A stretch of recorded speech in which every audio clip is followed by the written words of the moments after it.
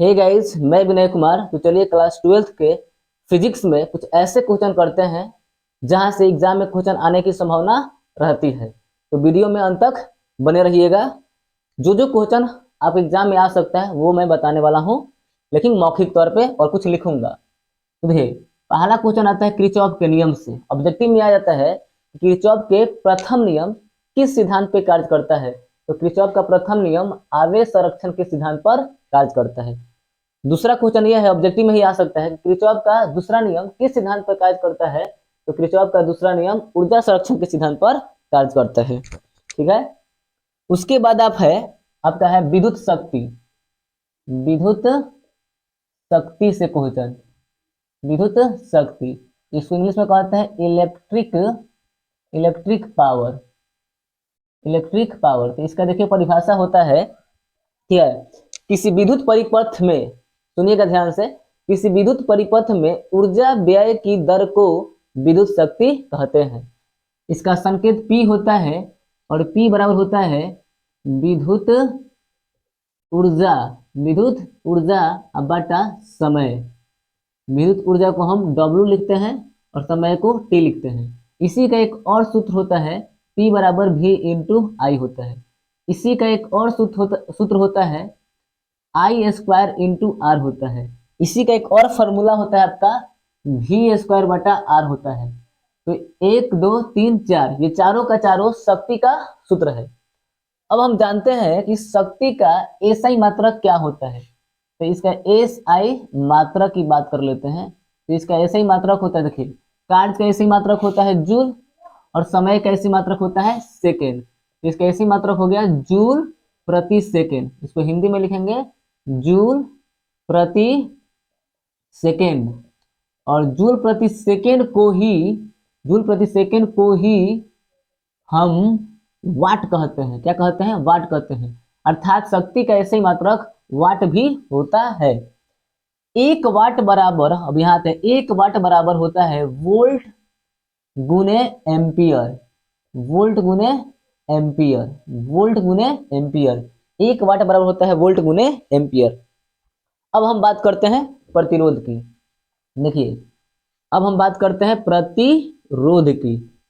प्रतिरोध की, देखिए, प्रतिरोध का संकेत जो होता है आर होता है, और प्रतिरोध जो होता है धारा का विरोध करता है। और आर समानुपाती एल और आर व्युत्क्रमानुपाती 1/a, यानी ए माने क्षेत्रफल होता है, एल माने लंबाई होता है। इसका मतलब है यदि किसी तार की लंबाई को हम बढ़ाएंगे तो साथ साथ प्रतिरोध भी बढ़ेगा। यानी कि लंबाई के बढ़ाने से प्रतिरोध भी क्या हो जाता है? बढ़ता है। अगर हम किसी चालक के अनुप्रस्थ काट के क्षेत्रफल को बढ़ाएंगे तो प्रतिरोध क्या होगा? घट जाएगा। ठीक है ना। यदि किसी चालक के अनुप्रस्थ काट का क्षेत्रफल को हम बढ़ा देंगे तो प्रतिरोध क्या होगा? घट जाएगा। तो ये दो बात बताएं। अब हम बात करेंगे प्रतिरोध का एसआई मात्रक। प्रतिरोध का एसआई मात्रक जो होता है आपका ओम होता है, और ओम का जो संकेत होता है ये होगा। अगर एसआई मात्रक ओम ऑप्शन में ना दिखाई दे तो आप पढ़े होंगे V बराबर आई आर ओम के नियम से, और R बराबर हो जाएगा V बटा आई। अभी विभव का एसआई मात्रक क्या होता है? वोल्ट होता है। और विद्युत धारा का एसआई मात्रक एम्पियर होता है। विद्युत धारा का एसआई मात्रक क्या होता है? एम्पियर होता है। तो प्रतिरोध का मात्रक वोल्ट एम्पियर भी होता है, वोल्ट बटा एम्पियर भी क्या होता है? प्रतिरोध का मात्रक होता है। अब बात करते हैं प्रतिरोध की बीमा। प्रतिरोध की बीमा, तो प्रतिरोध का जो बीमा होता है वो होता है m, l के पावर आपका होता है 2, t के पावर होता है -3, और a के पावर होता है -2। ये होता है प्रतिरोध का बीमा। अगर नहीं याद हो रहा है तो ऐसे याद कर लीजिए, 12 माइनस 32 MLTA। ठीक है, 12 - 32। अब हम बात करेंगे प्रतिरोधकता। प्रतिरोधकता को एक और नाम से जानते हैं जिसे कहते हैं विशिष्ट प्रतिरोध। प्रतिरोध, विशिष्ट प्रतिरोध, इसका संकेत रो होता है, और रो बराबर R इंटू A/L होता है। ठीक है, रो बराबर R इंटू A/L होता है। और यहाँ से ऐसे ही मात्रक निकालेंगे तो प्रतिरोध का तो ऐसे मात्रक ओम होता है, और क्षेत्रफल का इसी मात्रक मीटर स्क्वायर होता है और लंबाई का इसी मात्रक मीटर होता है। तो एगो मीटर से एगो मीटर कट गया तो बच गया ओम मीटर। ओम मीटर। तो प्रतिरोधकता का एसआई मात्रक जो होता है वो होता है आपका ओम मीटर। ठीक है। अब आपसे पूछ लेगी तो प्रतिरोधकता का बीमा क्या होता है। इसका जो बीमा होता है, इसका जो बीमा होता है एम एल के पावर 3 टी के पावर माइनस का 3, ठीक है ना, और ए के पावर माइनस का 2, ये होता है। अगर दोनों बीमा में ध्यान से ऑब्जर्व कीजिएगा, देखिएगा तो देखिए एम एल के पावर 2 टी के पावर माइनस 3 ए के पावर माइनस 2, यहाँ एम एल के पावर 3 हो गया है, यानी कि प्रतिरोध के बीमा में एल 2 गो है और प्रतिरोधकता के बीमा में एल 3 गो है। देखिए बाकी सब सेम है, एम एगो तो यहाँ भी एम एगो, टी 3 गो तो यहाँ भी टी के पावर माइनस 3, यहाँ ए के पावर माइनस 2 तो यहाँ भी ए के पावर माइनस 2। बस अंतर क्या है कि प्रतिरोध के बीमा में एल के पावर 2 होता है जबकि प्रतिरोधकता के बीमा में एल के पावर 3 होता है और बाकी सब क्या होता है आपका सेम होता है। अब हम जानते हैं कि अलग अलग पदार्थ का प्रतिरोधकता क्या होता है, अलग अलग होता है। जैसे हम बात करें आपका सोना का, चांदी का, तांबा का, है ना, तो इस सभी धातु का क्या होता है प्रतिरोधकता, यानी विशिष्ट प्रतिरोध क्या होता है अलग अलग होता है। यानी प्रत्येक पदार्थ की प्रतिरोधकता क्या होती है अलग अलग होती है। दूसरा बात यह है कि धातु एवं मिश्र धातु, धातु एवं मिश्र धातु की प्रतिरोधकता बहुत कम होती है, याद रखिएगा लोग।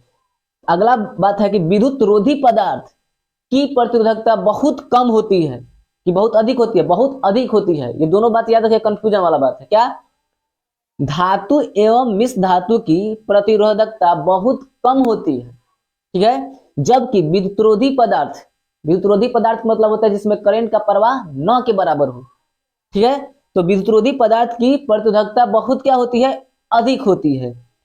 तीसरा पॉइंट यह है कि मिश्र धातुओं की प्रतिरोधकता, मिश्र धातुओं की प्रतिरोधकता ताप के बढ़ने पर बढ़ती है। मिश्र धातुओं की प्रतिरोधकता ताप के बढ़ने पर बढ़ती है, जबकि एक और बात बताया आपको कि जैसे कार्बन है, रबर है, ठीक है ना, अभ्रक है, इसकी प्रतिरोधकता ताप के बढ़ने पर घटती है, याद रखिएगा लोग।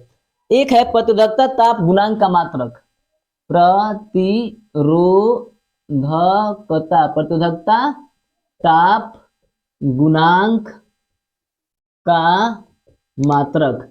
तो प्रतिरोधकता ताप गुणांक का मात्रक प्रति केल्विन होता है, प्रति केल्विन होता है, प्रति केल्विन होता है। प्रति केल्विन को हम के पर माइनस 1 लिखते हैं, ठीक है। चलिए तो इतना याद करेगा, और भी कुछ बताते हैं आपको, ठीक है। तो याद रखिएगा कि प्रतिरोधकता का ऐसा ही मात्रक जो होता है आपका ओम मीटर होता है, ठीक है ना। और सोना चांदी तांबा जैसे अलग अलग पदार्थ की प्रतिरोधकता क्या होती है आपका अलग अलग होती है, ठीक है। उसी तरह से आपका प्रतिरोधकता ताप गुणांक का ऐसे ही मात्रक क्या होता है प्रति केल्विन होता है, ठीक है, क्या होता है प्रति केल्विन होता है, ठीक है।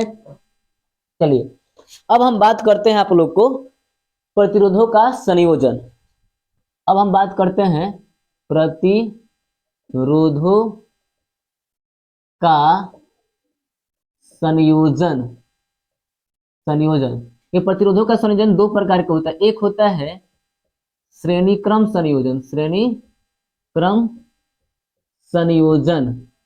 तो श्रेणी क्रम संयोजन को हम RS कहते हैं। इसका फॉर्मूला होता है R1 plus R2 plus R3 plus dash plus Rn, ठीक है।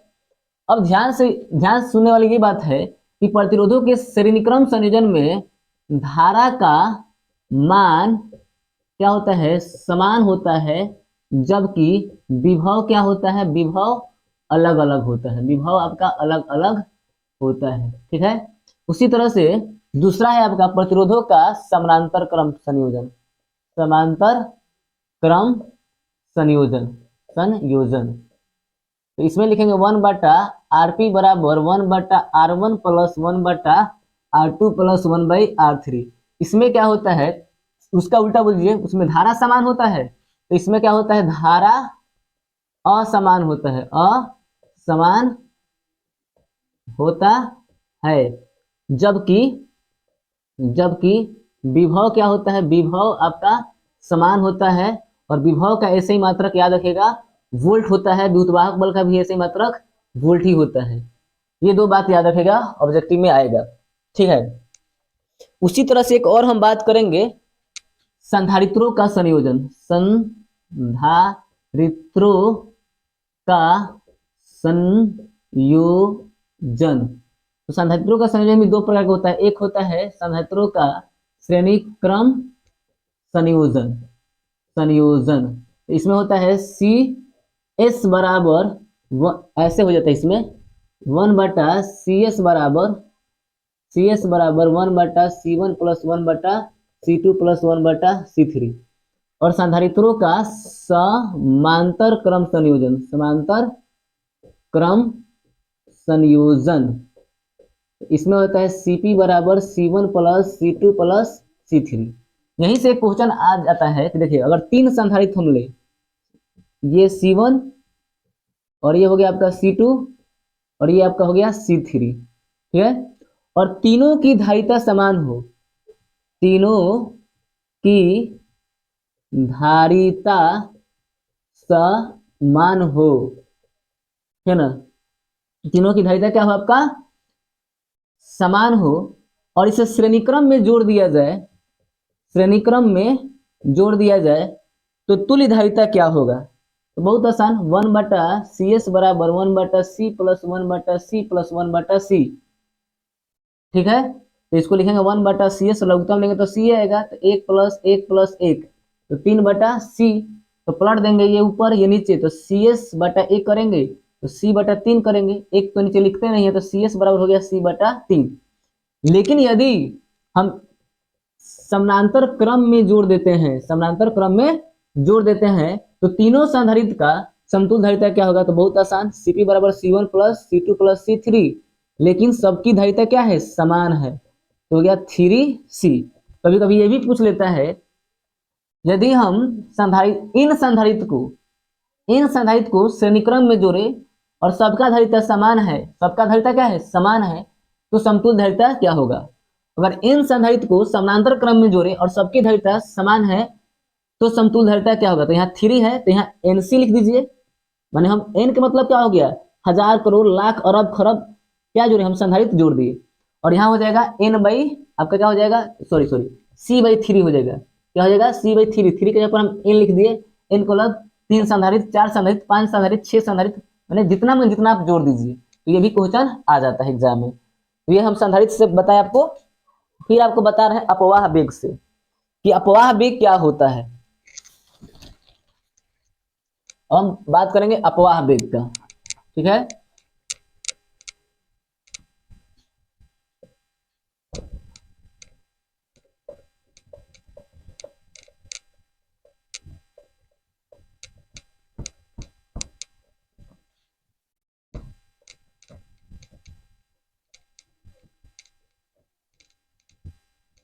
चलिए अब बात करते हैं अपवाह वेग। अपवाह वेग, अपवाह वेग को ही हम कहते हैं, अपवाह वेग इसी को कहते हैं संवहन वेग। इसका संकेत जो होता है VD होता है, और इसका फॉर्मूला छोटा ई 12E me/टाउ। छोटा ई को इलेक्ट्रॉन, 12E को हम कहते हैं विद्युत क्षेत्र, मास ऑफ इलेक्ट्रॉन, और ये होता है टाउ यानी शीतलन समय। तो ये हो गया अपवाह वेग। एक होता है आपका धारा घनत्व। धारा घनत्व, तो धारा घनत्व को हम J से सूचित करते हैं, और J बराबर होता है I/A। इसका परिभाषा देखिए हम बोल दे रहे हैं, आप लिख लीजिएगा, ध्यान से सुनिए, ठीक ना। किसी चालक के प्रति एकांक क्षेत्रफल से, किसी चालक के प्रति एकांक क्षेत्रफल से प्रवाहित होने वाली धारा को धारा घनत्व कहते हैं। धारा घनत्व का एसआई मात्रक की अगर हम बात करें, एसआई मात्रक की बात करें, तो धारा का एसआई मात्रक तो एम्पियर हो जाएगा, और क्षेत्रफल का एसआई मात्रक मीटर स्क्वायर हो जाएगा। तो इसका एसआई मात्रक हो जाता है एम्पियर प्रति वर्ग मीटर। इसको लिखने का तरीका ऐसा भी लिख सकते हैं, एम्पियर प्रति मीटर स्क्वायर, ठीक है। धारा घनत्व क्या है, एक सदिश राशि है।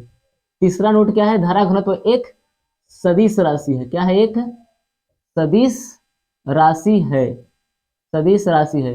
चौथा पूछ लेगा इसका बीमा क्या होगा, तो बीमा होगा ए एल के पर माइनस 2।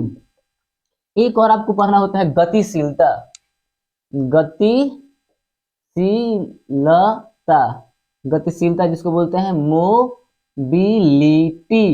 मोबिलिटी का संकेत म्यू होता है और इसे हम लिखते हैं भीडी। भीडी माने क्या होता है, अपवाह वेग, भीडी बटा ई, यानी अपवाह वेग बटे विद्युत क्षेत्र। अब इसका परिभाषा सुनिए, गतिशीलता किसे कहते हैं, तो सुनिएगा ध्यान से, गतिशीलता किसे कहते हैं।